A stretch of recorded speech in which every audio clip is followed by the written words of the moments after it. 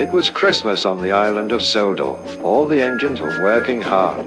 Thomas and Toby were busy carrying people and parcels up and down the branch line. Everyone was happy. Only the coaches, Annie and Clarabelle, were complaining. It's always the same before Christmas, they groaned. We feel so full, we feel so full. Oh, come on, said Thomas. Where's your festive spirit? Christmas Day is almost here.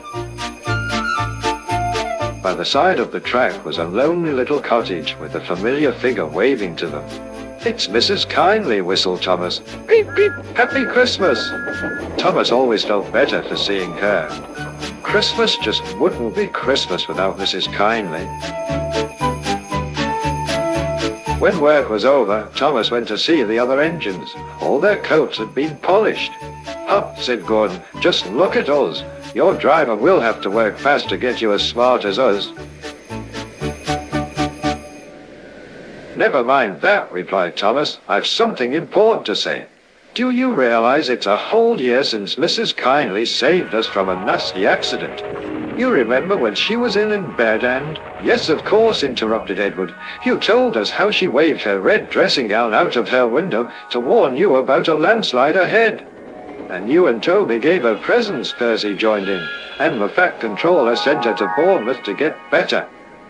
But, said James and Henry together, the rest of us have never thanked her properly. Exactly, said Thomas. So now I think we should all give her a special Christmas party. Everyone was getting very excited, and the drivers felt sure that the Fat Controller would agree, as indeed he did. The engines were all busy making plans when silence fell.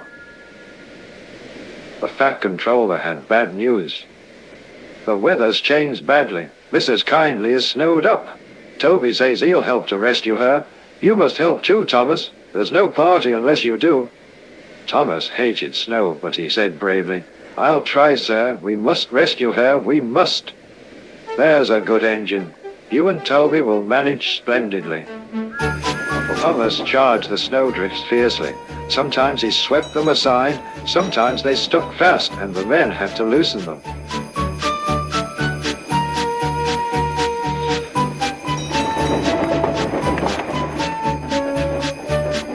But at the cutting near the cottage, they could go no further.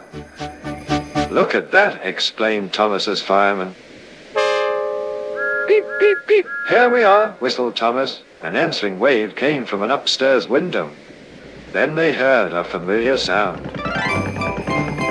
That's Terence, said Thomas. He's come to help too. Sure enough, Terence had a snowplow and was working hard to clear a path to the railway line and safety.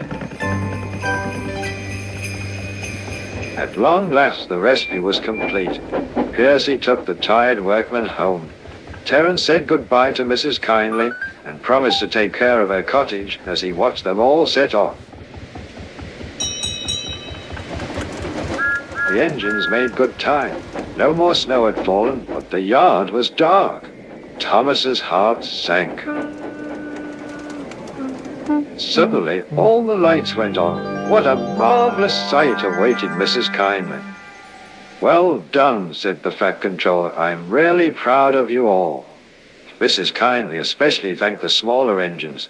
Thomas and Toby are all friends, she said. And now, Percy, you are my friend too. Percy was very pleased. 3 cheers for Mrs. Kindly, he called. Beep, beep, beep. They all whistled.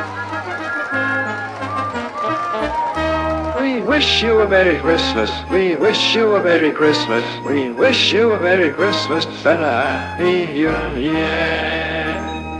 Thomas the Tank Engine and his friends thought it was the best Christmas ever, and Mrs. Kindly could think of no way she would rather live than here with them on the island of Sodor.